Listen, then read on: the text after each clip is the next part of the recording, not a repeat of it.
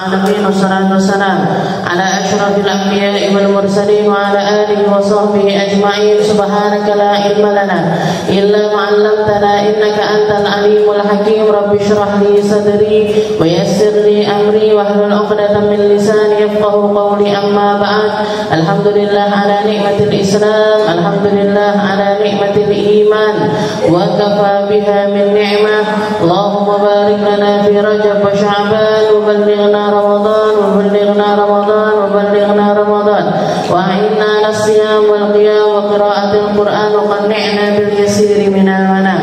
Alhamdulillah, segala puji bagi Allah Subhanahu wa Ta'ala. Hari ini kita masih diberi kesempatan oleh Allah Ta'ala untuk mempersiapkan Ramadan kita, untuk mempersiapkan ibadah-ibadah kita, untuk mempersiapkan zahir dan batin kita dengan ilmu-ilmu yang ditinggalkan oleh Nabi Muhammad SAW sebagai pakem kita, sebagai remnya kita, mana yang boleh dan mana yang enggak boleh, mana yang sesuai dan mana yang tidak sesuai, mana yang diperintahkan sama Allah Ta'ala dan mana yang dilarang. Itu adalah pakem kehidupan yang akan membawa kebahagiaan bagi kita dunia akhirat.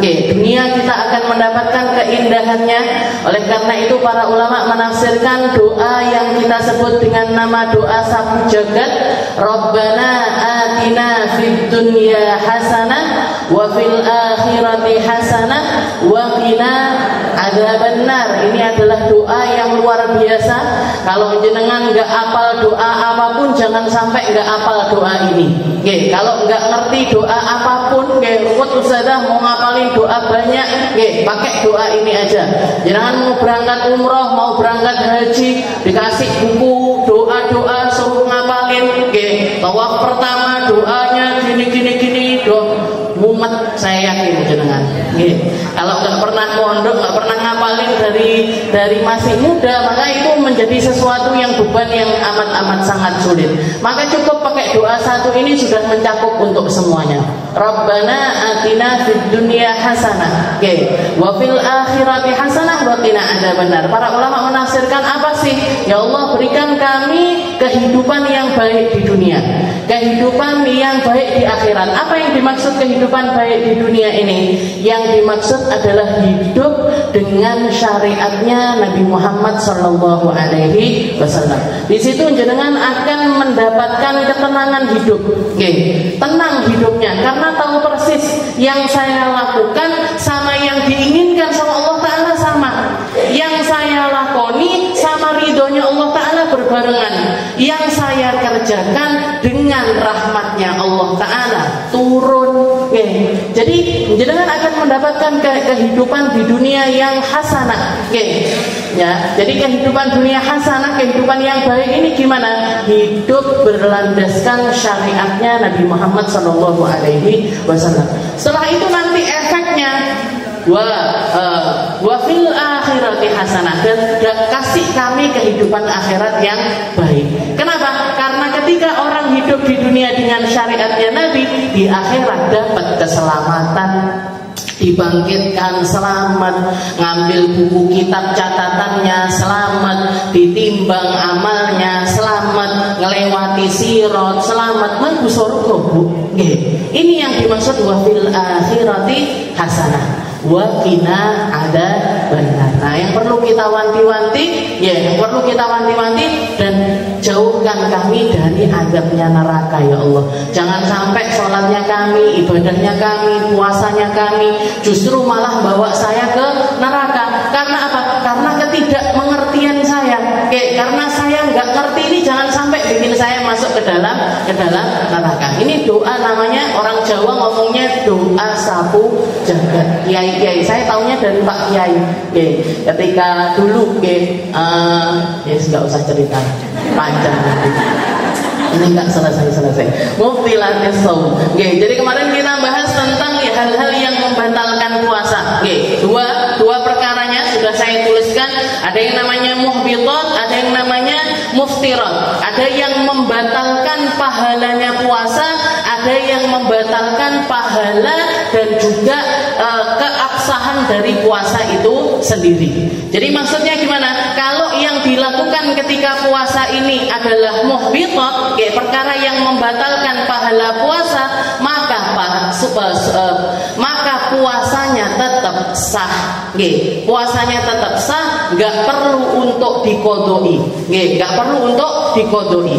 Cukup istighfar, cukup bertobat, cukup untuk tidak mengulangi perkara tersebut.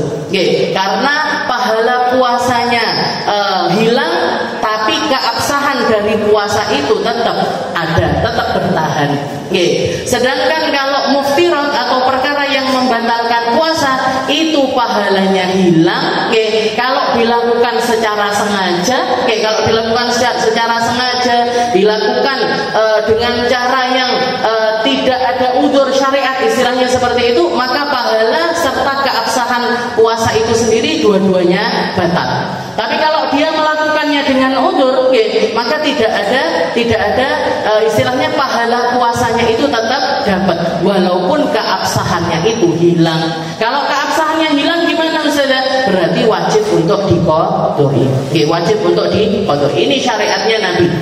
Nabi Muhammad itu selalu memberikan syariat nahkum bidzawahir, ngasih hukum itu secara yang kasat mata, yang kelihatan. Yang kelihatan. Yang kelihatan memang batal, ya sudah, berarti harus diulangi, berarti nggak boleh batal. Entah itu sholat, entah itu puasa batal, berarti wajib untuk diulangi. Tapi kalau masalah hati, masalah maksiat pribadi, yaitu yang tahu antara kita dengan Allah Subhanahu wa Ta'ala, yang paham antara kita dengan Allah Ta'ala. Maka yang semacam itu tidak dianggap membatalkan keabsahan puasa, tapi pahalanya hilang. Nabi Muhammad mewanti-wanti, Nabi Muhammad SAW mewanti-wanti, Allah Ta'ala nggak butuh sama puasanya orang yang ghibah, yang namimah, yang bohong, yang nyebarkan berita bohong dan lain sebagainya. Allah Ta'ala nggak butuh mereka puasa itu, nggak butuh.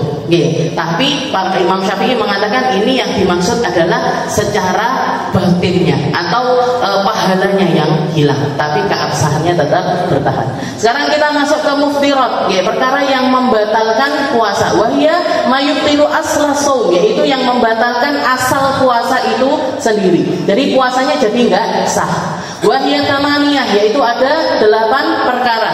Al-muftirul awal ar-riddah, yang pertama adalah riddah. Riddah itu murtad. Jadi murtad itu membatalkan amaliyah apapun. Membatalkan, bukan cuma membatalkan ibadah itu saja, tapi ibadah-ibadah sebelum itu semuanya hangus.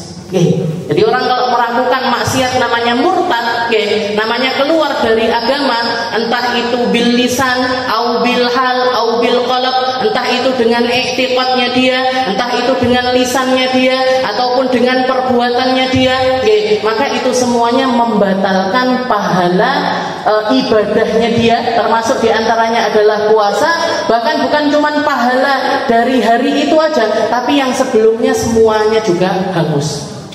Jadi sebelumnya ini bukan yang dimaksud, misalkan dia murtadnya di hari Ramadan, naudzubillah, misalkan hari ke-10, berarti yang batal 10 hari Ramadannya dia, enggak.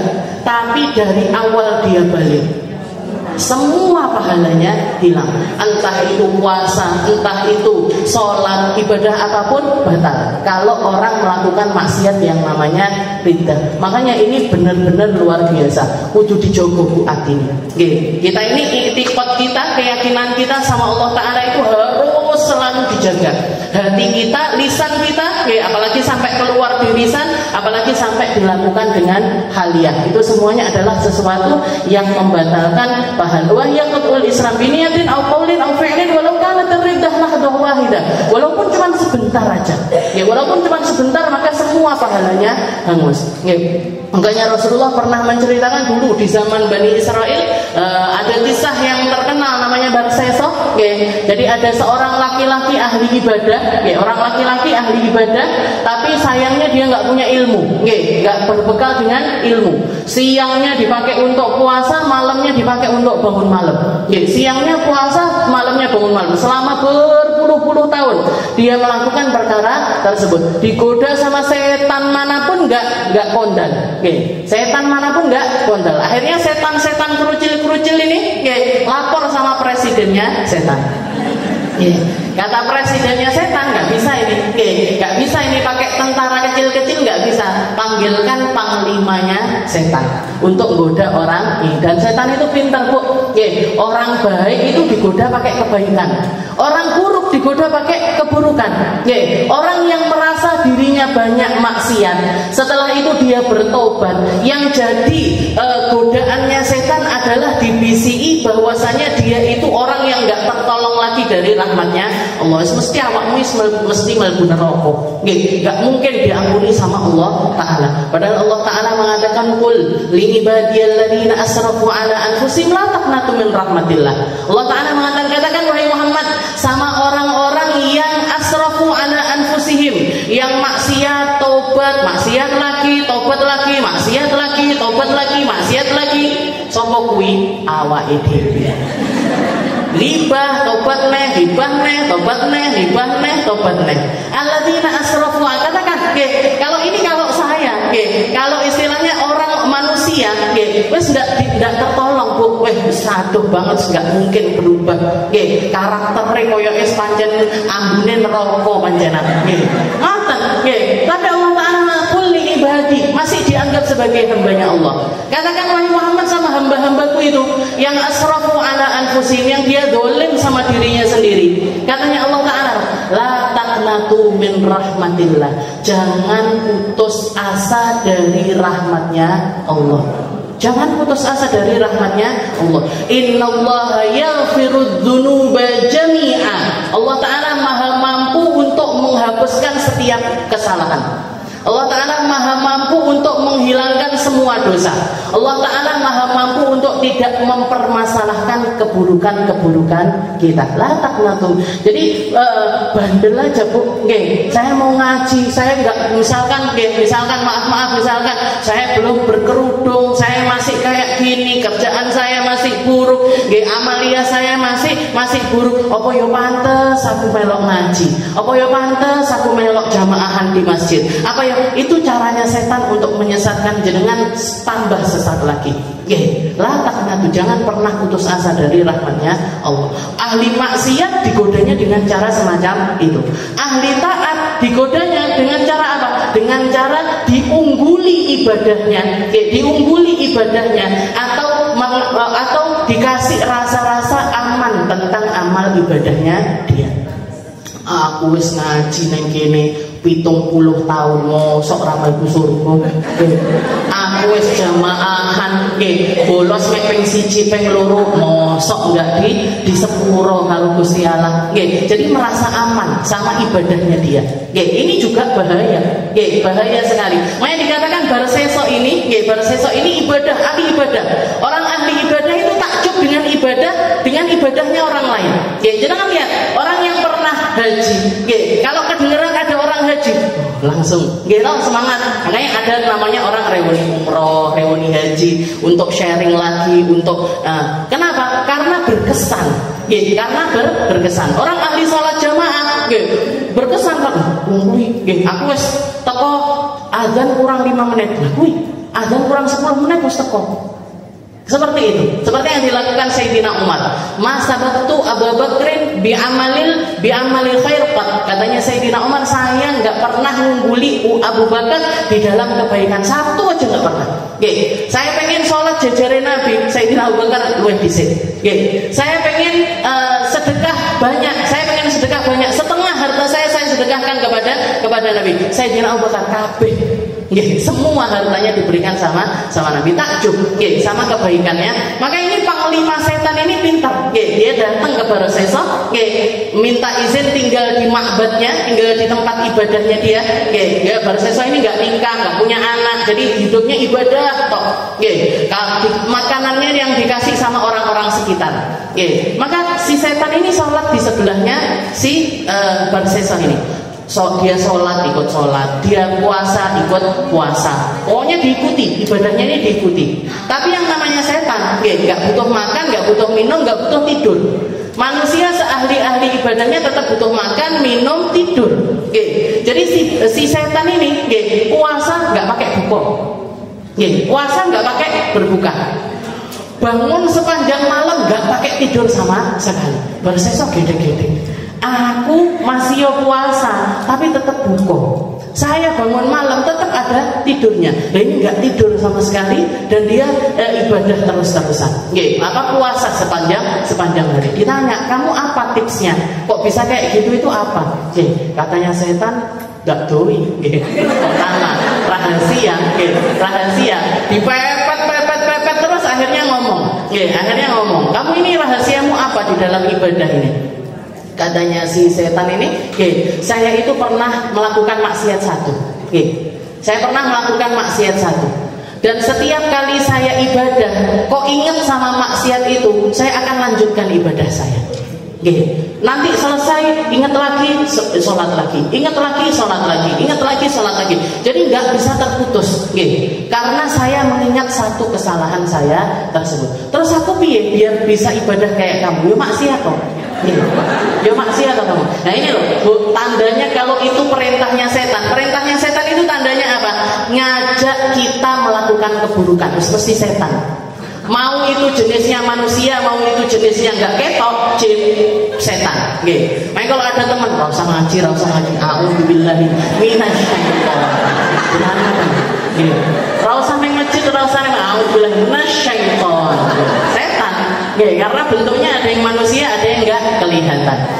Dikatakan seperti itu. Terus aku ini mau maksiat apa? Katanya bersesok. Itu loh anaknya tetangga. Itu loh anaknya tetangga, cantik. Anaknya tetangga cantik. Berzinalah kamu sama dia. Berzinalah kamu sama dia. Dituruti Bu. Zina. Setelah zina hamil. Setelah hamil dibunuh. Jadi anak kecil itu tadi ditinggal sama keluarganya, dititipkan sama Barsesok. Dititipkan untuk diopeni karena orang-orang itu percaya sama Barsesok. Ternyata dizinai, setelah itu terbukti hamil, akhirnya dibunuh langsung. Makanya ini satu maksiat itu bawa maksiat yang lain. Jangan kasih celah sama maksiat, karena satu maksiat itu bawa kepada maksiat-maksiat yang lainnya. Sampai akhirnya katanya si setan, wes kamu sudah lulus ini. Maksudnya sudah lulus maksiatnya. Wes sekarang kamu ibadah. Sekarang kamu beribadahlah. Ibadah dia. Ibadah taubat.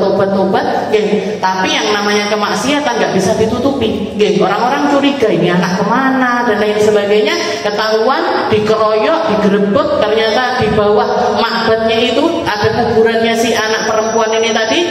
Digiringlah Barsesok ini. Zaman itu orang bunuh orang dibunuh juga. Kisos. Jadi orang bunuh orang kena hukuman dibunuh. Dieksekusilah Barsesok ini. Dikatakan dia sudah ada di tiang gantungan. Sudah ada di tiang gantungan. Setan ini datang lagi.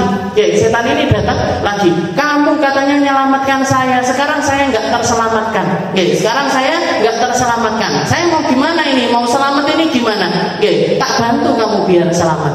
Gimana caranya? Sujud kamu sama saya. Sujud kamu sama saya. Badan saya diikat, tubuh saya diikat. Cukup sujud kamu dengan hatimu. Cukup kamu sujud kepadaku dengan hatimu. Sujud dia kepada setan, datang tali gantungannya ini, kerak, mati. Mati dalam keadaan su'ul khatimah. Ibadahnya sepanjang hidupnya semuanya nggak ada gunanya. Makanya ini riddah ini luar biasa. Mau itu jadi ibadah apapun akan habis, akan hangus kalau sudah orang itu melakukan maksiat yang namanya riddah. Dan ini termasuk muftiratul awal, perkara yang membatalkan puasa yang pertama. Lalu yang kedua al-muftirut tsani al-haid wan nifas wal wiladah walau lahdhah minan nahar. Tiga hal sepaket ini. Haid, nifas, wiladah. Haid, nifas, melahirkan.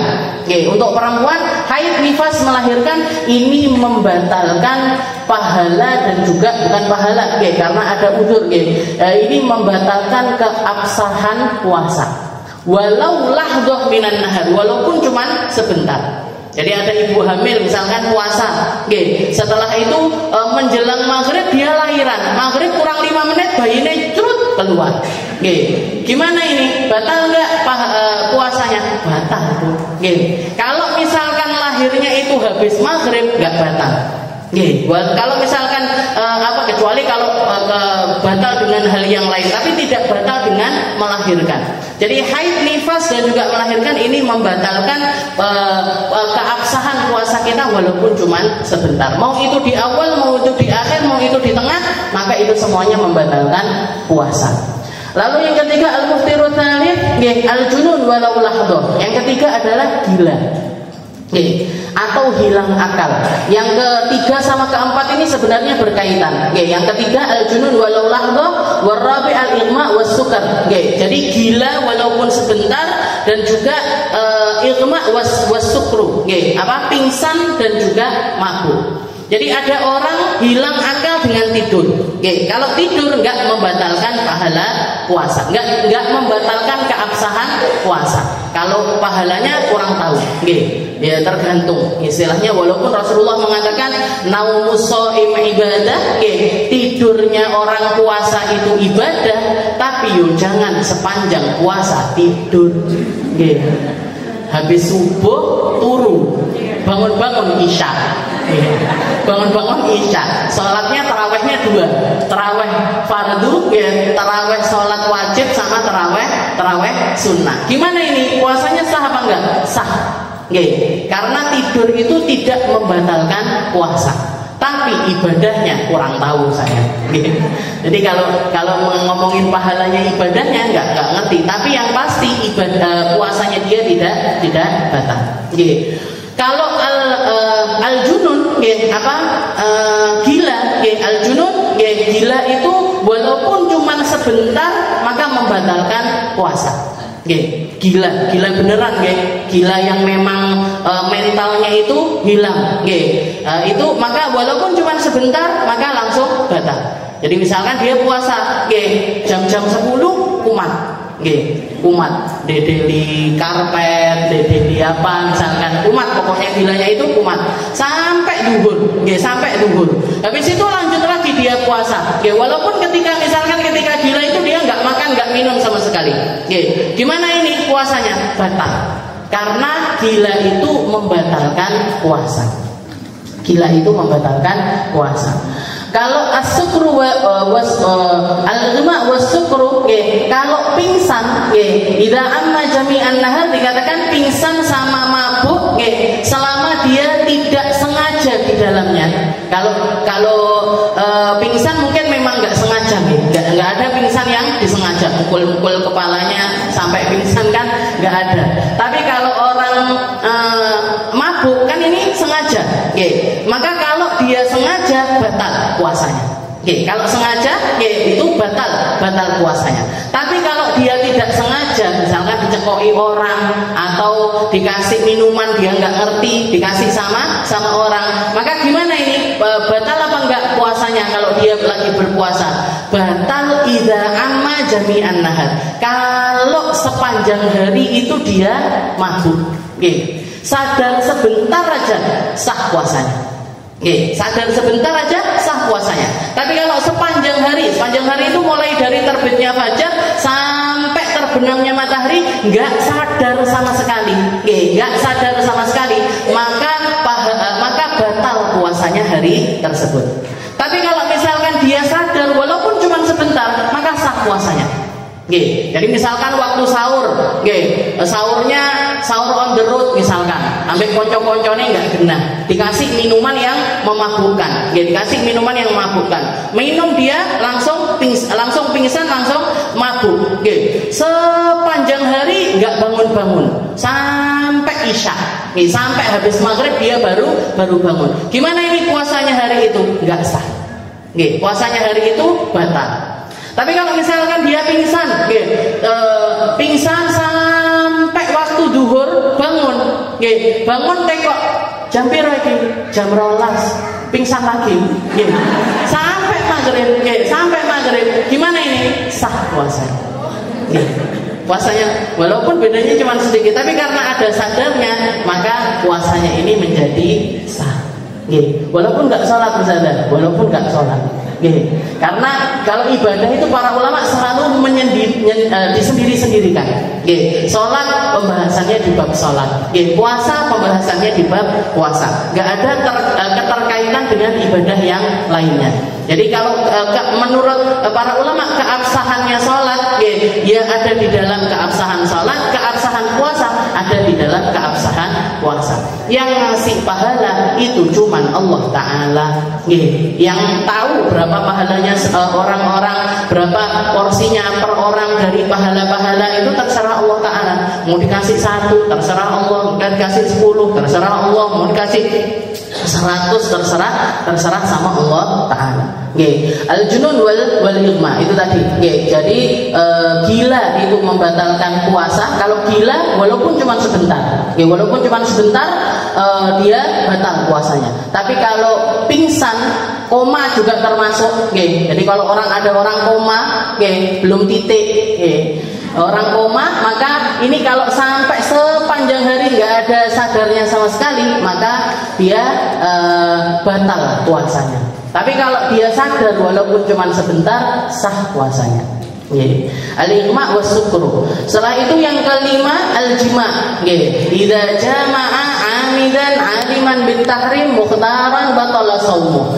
Jadi orang yang melakukan hubungan suami istri di siang Ramadan dalam keadaan sengaja, ngerti kalau itu diharamkan sama Allah Ta'ala, punya pilihan untuk tidak membatalkannya, maka dia ketika dia melakukan hubungan semacam itu di siang Ramadan, maka puasanya dia batal.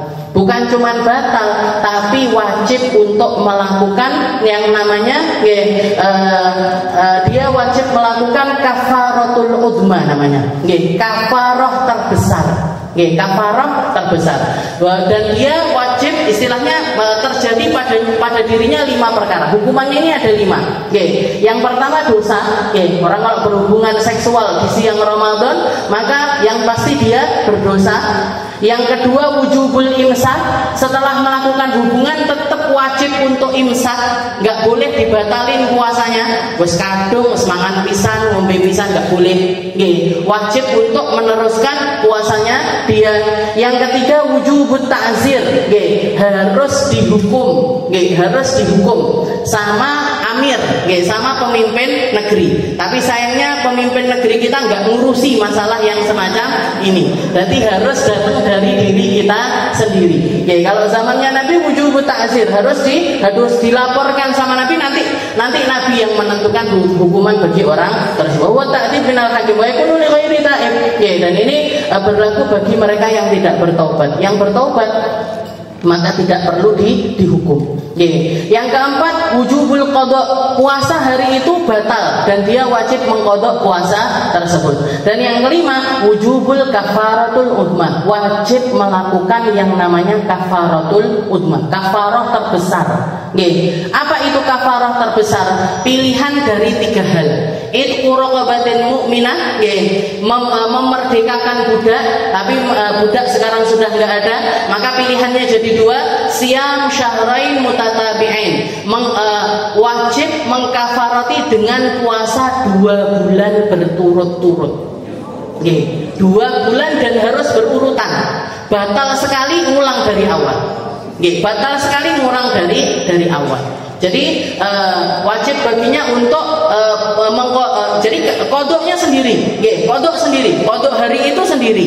Tapi ditambahi dengan dia harus puasa 2 bulan berturut-turut. Harus puasa 2 bulan berturut-turut.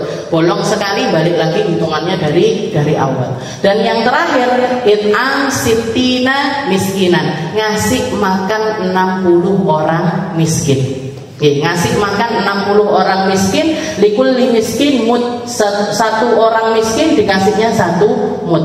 Dikasihnya 1 mud. Nah, kalau misalkan dia nggak mampu yang puasa 2 bulan berturut-turut, maka dia boleh memilih yang ngasih makan 60 orang miskin.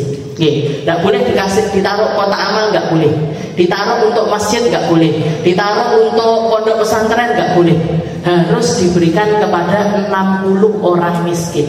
60 orang miskin. Itu kafarahnya orang yang melakukan hubungan suami istri di siang Ramadan, walaupun halal, walaupun sama istrinya sendiri. Oke, jangan bayangkan kalau sama yang haram.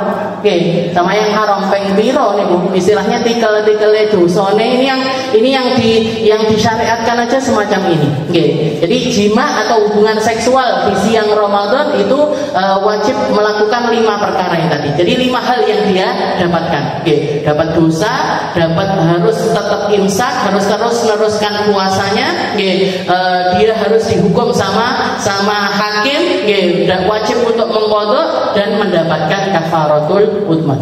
Salah satu dari 3 pilihan ini tadi, memerdekakan budak, atau puasa 2 bulan berturut-turut, atau ngasih makan 60 orang miskin. Wajibul tahdil kafarah ala rajul la ala al-mar'ah wa tatakarrarul kafarah bitakarruril ayyam. Dan yang wajib mendapatkan ini, hukuman ini adalah pihak laki-laki.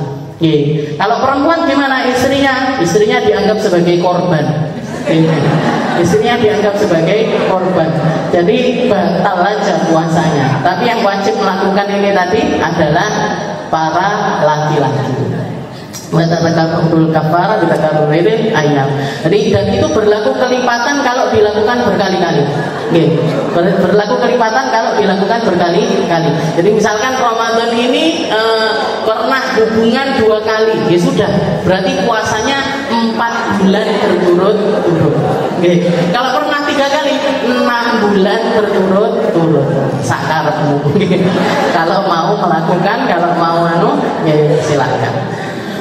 Dan yang keenam, al-muftirus sadis usulu ainin min manfat maftuh ilal jauh. Yang keenam, yang perkara membatalkan keenam adalah masuknya sesuatu lewat jalan-jalan yang terbuka, lewat lubang-lubang tubuh ilal jauh, sampai ke perut. Sampai ke perut. Jadi sesuatu yang masuk lewat lubang-lubang tubuh, dan yang dimasukkan itu nantinya masuk ke dalam perut kita.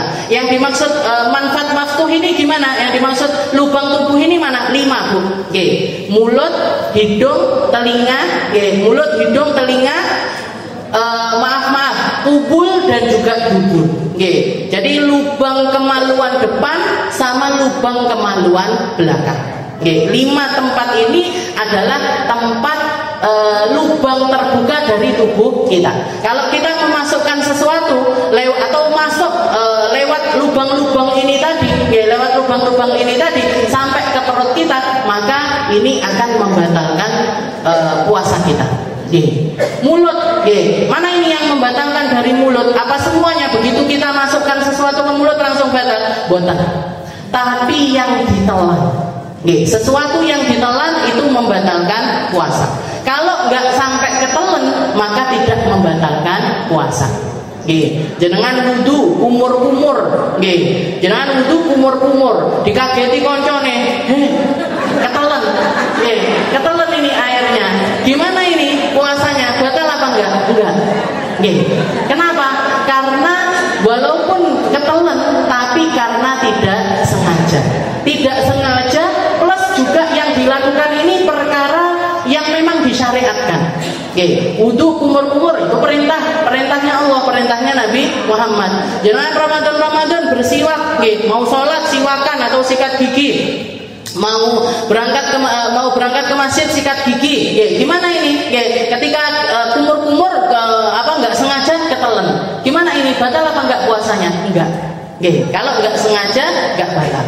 Tapi kalau sesuatu yang tidak disyariatkan, jenengan siang-siang Ramadan ngemut permen, enggak cuman buat rasa-rasa aja di mulut, misalkan ditaruh di mulut, dilalah enek bledek, dor, ketelan, permennya ini tadi ketelan, gimana ini? Batal. Kenapa? Karena masukkan permen itu tadi nggak ada syariatnya. Masukkan permen itu tadi nggak ada syariatnya. Ngicipi masakan gimana Ustazah? Ngicipi masakan. Kalau lagi Ramadan puasa, ngicipi masakan gimana? Kalau jenengan tukang masak silahkan. Kalau bukan tukang masak batal. Dino-dino masak, setiap hari masak. Lodeh, jangan asem, sop, dino masak. Dah apal-apal sama takarannya. Ini kan yo cuma satu panci. Kecuali kalau misalkan jenengan memasakkan 150 orang, 200 orang atau menerima cateringan, harus diicipi, karena ini berkaitan sama pelanggan, misalkan seperti itu, diicipi, gimana? Boleh, tapi jangan sampai ketelan. Kalau sampai ketelan batal. Kalau sampai ketelan batal. Kalau diicipi habis itu dilepeh, nggak apa-apa, tidak membatalkan puasa. Tapi ya itu resikonya. Ketelan titik batal. Ketelan cuma sedikit aja itu sudah membatalkan puasa. Jadi intinya gini, sebisa mungkin nggak usah pakai cicip-cicipan. Sebisa mungkin nggak usah pakai cicip-cicipan. Kalau memang harus, maka ketika darurat itu aja. Itu pun harus super hati-hati. Jangan sampai ada yang tertelan. Itu untuk area mulut. Kalau hidung gimana? Kalau hidung sampai ke tempat yang kalau jenengan masukkan air di situ terasa panas, daerah sini. Kalau masih baru bagian sini, itu tidak membatalkan puasa. Jadi yang kabar gembira bagi yang hobi ngupil. Jadi kalau untuk sekedar bersihkan bagian-bagian depan sini saja, maka itu tidak membatalkan puasa. Tapi kalau sampai masuk ke dalam, saya Ramadan pergi ke THT, ada sakit di bagian hidung, dokternya masukkan alat sampai masuk ke dalam misalkan, gimana? Batal. Batal puasanya kalau sampai masuk ke tempat yang atas. Jadi kalau masih di rongga yang istilahnya kalau jenengan ngeterne masih kelihatan, maka itu tidak membatalkan puasa. Telinga, sampai mana telinga? Sampai ke sampai tempat yang jari kita ini nyampe. Kalau jari kita masih bisa masuk ke situ, maka itu tidak membatalkan puasa. Tapi kalau jenengan Ramadan korek-korek kuping, pakai katembat misalkan atau pakai apa itu, dimasukkan sampai ke dalam, itu membatalkan puasa. Itu membatalkan puasa. Jadi mulut, habis itu kemaluan ini gimana? Seperti halnya orang kalau cebok, tempat yang terbuka dan ketika kita jongkok itu nggak membatalkan puasa. Tapi kalau sampai masuk lebih dalam lagi, itu membatalkan puasa. Apapun yang dimasukkan, misalkan lagi berobat, dikasih obat lewat dubur misalkan, atau dikasih obat lewat kubulnya, lewat jalan depan. Lagi Ramadan, gimana? Batal. Lagi istihadoh, misalkan puasa, pakai pembalut tapi yang model tampon, jangan tahu tampon. Jadi kayak kapas panjang seperti ini dimasukkan.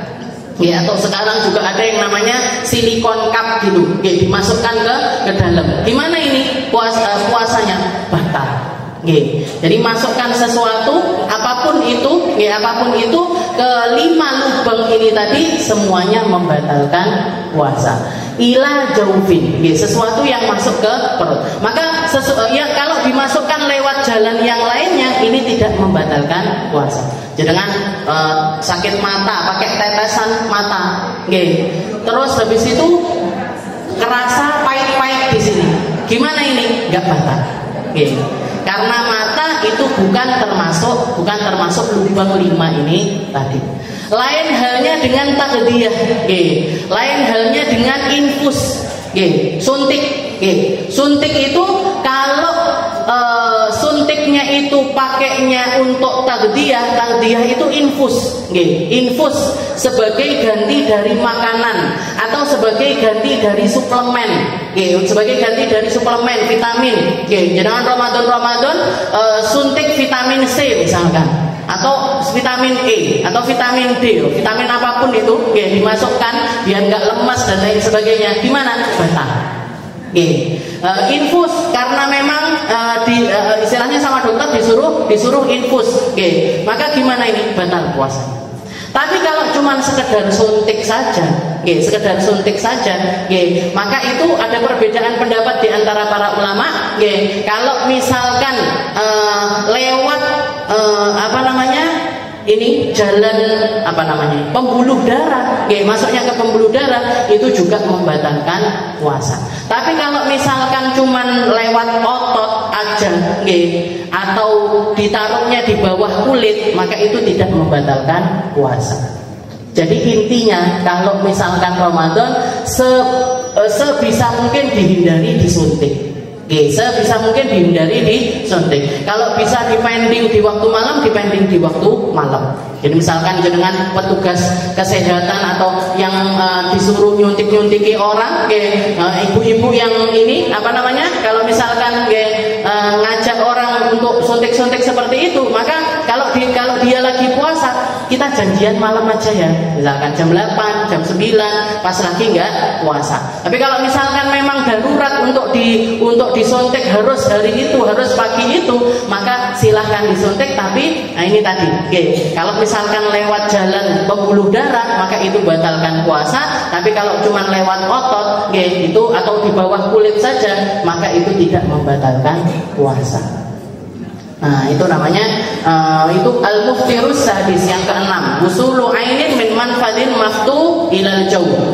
Masuknya benda, jadi kalau hawa atau angin, asap dan lain sebagainya nggak membatalkan puasa, tidak membatalkan puasa. Jadi misalkan Ramadan jenengan nyalakan bukur, nyalakan wangi-wangian yang dibakar itu, dibakar, jenengan nyium, gimana ini? Nggak batal, karena cuman asap. Lagi masak-masak asapnya kehirup, gimana ini? Nggak batal. Asapnya lodeh, asapnya nasi goreng, itu nggak batalkan puasa.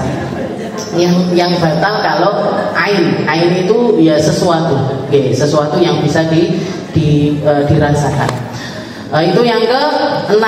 Itu tadi adalah perkara membatalkan yang ke-6. Yang ke-7 adalah al-istimna. Istimna itu mengeluarkan mani. Keluar mani. Ai talabu khurujil mani imma biyadin aw biyadi halilatihi aw bi fikrin aw nadharin in alima al-inzal fihi ma aw bi mudaja'atin fa idza anzala fi ihda hadhil halat batala shaum. Dikatakan yang dimaksud istimna itu adalah talabu khurujil mani, berusaha mengeluarkan mani. Baik dengan melihat sesuatu, ataupun dengan